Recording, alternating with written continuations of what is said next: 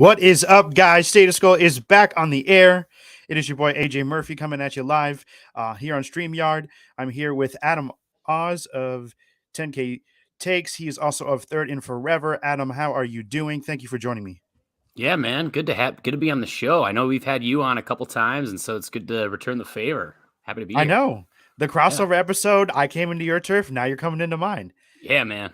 That's how we do it at 10K. We're all family here.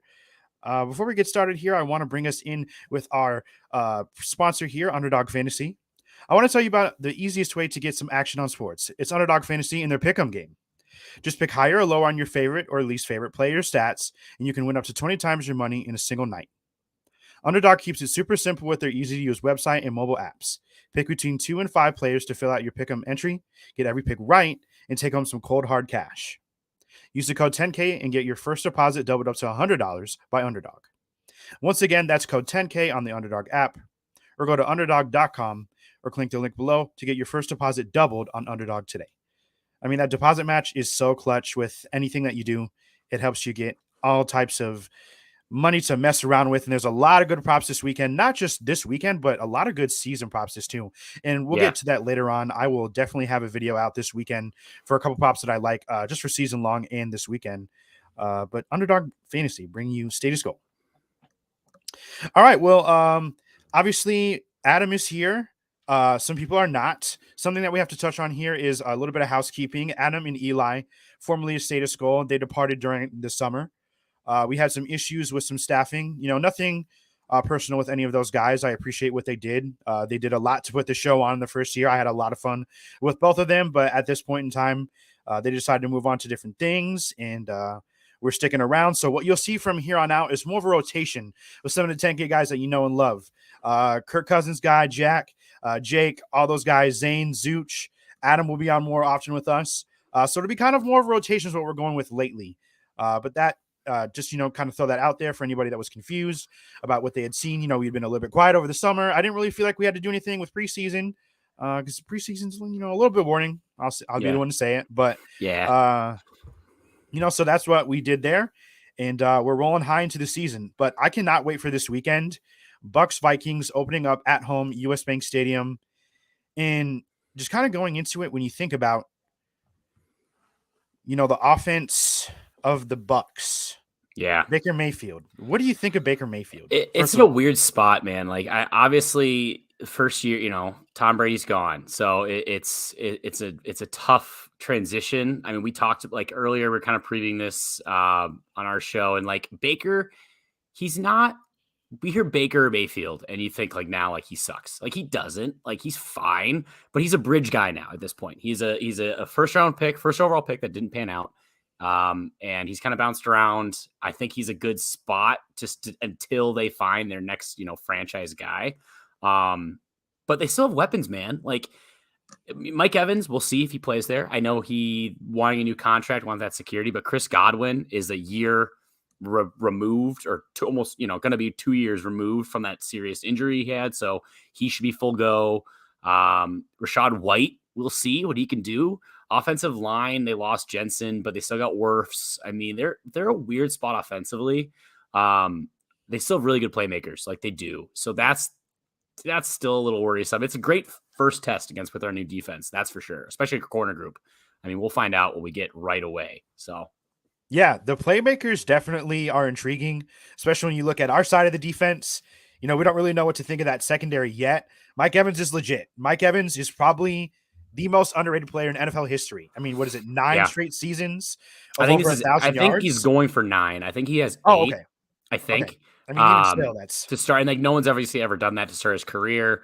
And I know obviously like our boy JJ, he's done that so far. He's only 3 seasons in, so he's still got some years to go. But that's just like what's crazy about that is obviously health. Like he has to pretty much play the full season, and he, for the most part, he's been pretty healthy his entire career, which is pretty impressive because that was a big knock against him out of college. Is he was tall, but he was kind of skinny, kind of like Michael Pittman a little bit. But then he obviously packed on some weight, and I don't consider him like skinny nowadays, but he's like buff skinny. Yeah, he's definitely been really underrated. Like too, it's amazing. Like he did that with such shaky quarterback play. Like obviously Jameis 30 for 30 season. So but we saw what he could do with Tom Brady, obviously, for 2 seasons. And so that was, you know, this same productive. So I did a fantasy draft last night, and I was really surprised that Rashad White was that high up on the list. Are we yeah. buying this I hype on him? I have to because he's on my fantasy team. So Okay, fair I enough. have Fair to. enough. I got him. I can't remember when I got him. It was like the maybe 6th round, maybe. I don't know. It was I thought it was pretty good value, but what's tricky about him is I don't think he had a longer run than 15 yards last year. Like I think like 13 was his longest run last season, which isn't great, but it's the pass catching, I think. Right. I don't know if we're going to get the dump offs like we were getting with Brady when he was there last season. I don't know, but I also think like you don't have to worry about Leonard Fournette. Like looks to be the guy, so he should be getting first touches on the early downs and not just resort to third down passing downs. But I don't know. I think for this game, what we saw, like I was listening to K-Fan earlier and they had Jordan Hicks on and he was talking about, because he's wearing the green dot for the first time with the Vikings. He wore it a lot, like pretty much every year with the Cardinals, but that was nice to be back wearing the green dot. They asked him how much of our defense has we kind of seen in the preseason of like what we can expect. He said 5%. So I'm excited about the other 95%. Obviously, we haven't really seen starters playing, so I'm really excited to see what Brian Flores has installed, and it's going to be so much different than last year, which I'm just super So much excited. different. No And more Donatel soft was, zone. yeah, dude, that sucked. That sucked so much. It's No the more Packers seeing special. Daniil Hunter stand up. Like, what are you Yeah, doing? man. Put your hand in the Yeah. ground. Yeah, put your hand in the dirt and go after him. And that's why I like, it's like, even though Brian Flores comes from a 3-4 traditional, like kind of base 3-4 setup where you typically will see your edge rushers standing up. He did say like, I'm not going to make Daniil Hunter stand up if he's better at his hand in the ground. Like Right. that's what you should be doing. Like you should, All have along. your scheme, but play to your best player's strengths, obviously. So that's what I'm looking forward to the defensive side. Cause like, let's be real, offensively, we should be a top 7 offense in the league. Like Oh, we yeah. should. I think it's addition by subtraction when we lost, Dalvin and Thielen. Like they were guys that they were past their prime and they weren't efficient at all. And like, yeah, everyone says, oh, yeah, Thielen got a lot of targets. Yeah, but he also didn't have any catches. Like it's not a good rate. And like that's not efficient. And that's as a wasted down essentially. And then you look at Dalvin. We talked about it when you were on ours. Like, yeah, he was like 4th in the league in rushing, but you look at any advanced metric, he sucked. Like he Yeah. was his expected rush total was so bad. Like he should have had more, but he just I don't know. And that's probably attrition. Like he didn't want to just keep getting beat up throughout the season because he's been kind of battered around back there. So I don't know. We'll see. And obviously JJ hunt for 2K maybe you can get it. You think he can get there? I think so. I mean, like he obviously has the potential. Like it's just a matter of if we're gonna because like for a receiver to get 2,000 yards, like let's be real, they have to be getting 120, 130, 140 catches. Like you got to be, and that means you're probably getting 170 plus targets, like probably more. So that is forcing it to him like a lot, which I don't guess get him the ball. I don't want to have to go with like it's halftime. He only has like 3 targets. What are we doing? Like, no, he needs to be the focal point, but don't jeopardize anyone else. Like KJ obviously is very serviceable, and then Jordan Addison, who we're all excited about. So I don't know. How do you feel about Jordan Addison? Are you or any other notes that you had on defense? I don't know. We'll stay with the offense for a second here. Jordan Addison, I am really a fan of. I feel like, leading up to that pick, I didn't really know what to expect. I didn't know if it was going to be defense. I didn't know if it was going to be offensive line. I had really no idea because you didn't really feel too great about the players on the board that late. But Jordan Addison in this offense, and I saw what he did at USC, won the Blitnikoff the year before at Pitt with Kenny Pickett as his quarterback. I love that pick because, addition by subtraction. And Adam Thielen leaves behind a ton of routes and a ton of targets for him to soak up. And Hawkinson will get more, because he'll be more integrated in the offense. Yeah. Which, I mean, even still having Jordan Addison as your at best third option, I think that's amazing. Yeah. I just don't know like what kind of impact is he going to have right away. Like, is he going to be effective on Sunday? Is it going to take a while for him to get kind of soaked in and integrated? And by midseason, like he's humming. How do you feel about him working into this offense? I definitely think he's going to be involved a lot earlier, like from the jump, as opposed to like the Zimmer era. You know, we saw it with Jefferson's rookie year. He basically didn't play the first two games. Like his Yeah, coming out party was week 3 against the Titans, and we didn't like, and that's just because Zimmer never played rookies, like if he didn't have to, and like that's we. I don't think we're going to see that with Kevin O'Connell. Like he obviously knows, especially coming from an offensive background, he knows that Jordan Addison has some juice and plays really well opposite of JJ. Like he complements him so well. And we saw that when KJ was out during the joint practices against the Cardinals. Jordan Addison was lined up as receiver 2 and he tore it up. I mean, I think like what he's going to be able to do, it's going to open it up everything up for everyone else. Like Hawkinson's going to be more better touch or better, targets. Jefferson, he won't be able to be bracketed as much. Like they are not as extremely. So I don't know. I think Jordan Addison on one-on-one coverage is going to be dangerous. And then you obviously have KJ. Like KJ can't forget about KJ. is he a receiver 2, like a pure receiver 2? Probably not. But he is an extremely high. Oh, hang on. Dog's That's the interrupting the dog. show. That's the dog. We have him downstairs and he's barking. So apologies for that. No, you're good. But KJ Osborne is such a high end. Love when dogs interrupt the show. He is, and he's part. He's excited about the season. Yeah, man, he's really vocal about it. And so KJ, like I'm saying, is probably one of the higher end receiver 3s as you can get. So he's probably like a 2B, I think. Oh yeah. And Addison, it helps. It doesn't put the pressure on Addison right away, which is the best. He's able to kind of ease in at his own speed.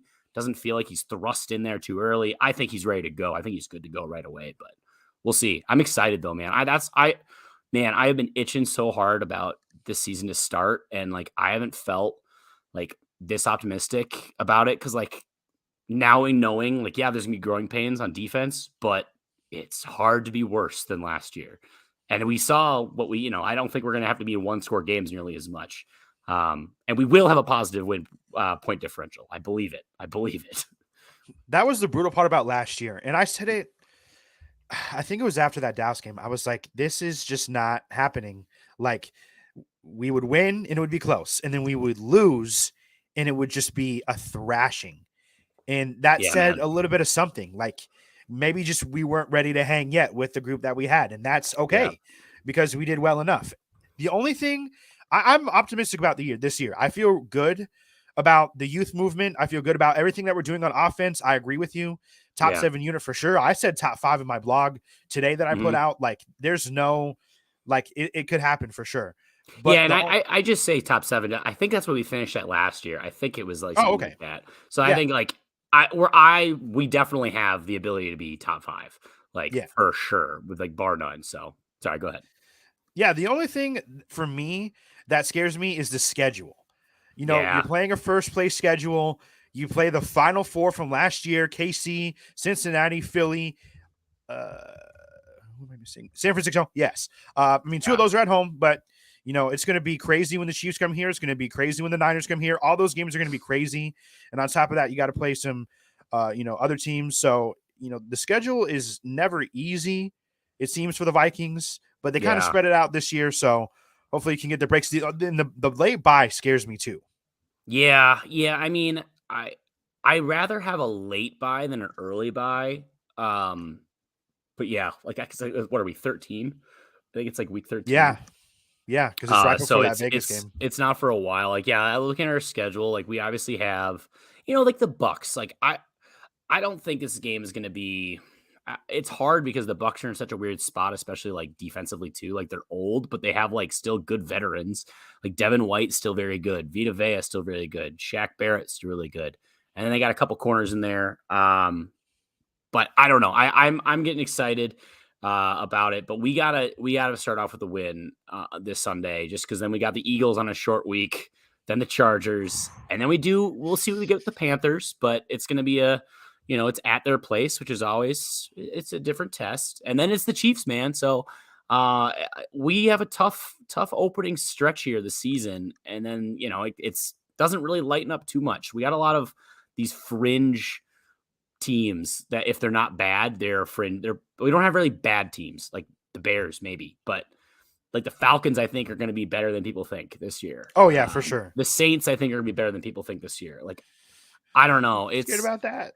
It's I hate tricky. the Saints. If we lose to them, I know, dude. I know, and like Derek Carr is going to be better than Andy Dalton was for them. So it like on paper they should be better offensively, and their defense is still pretty good. As much as I hate Cam Jordan, even though his dad's a Viking legend, that's just unfortunate. But I don't know. What do you any notes you have more on the game? I mean, what are you most, I guess, like excited or scared about? I don't know. Like what's the thing that scares me a little bit on the offensive side is, how is that line going to hold up?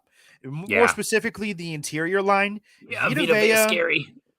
He's a problem, man. Yeah, he is. Yeah, he's a beast. And we've typically had very hard times with very strong interior defensive linemen. Mm-hmm. Like Kenny Clark, Dexter Lawrence, the guy that we saw in the very last game that we played. Yeah, dude.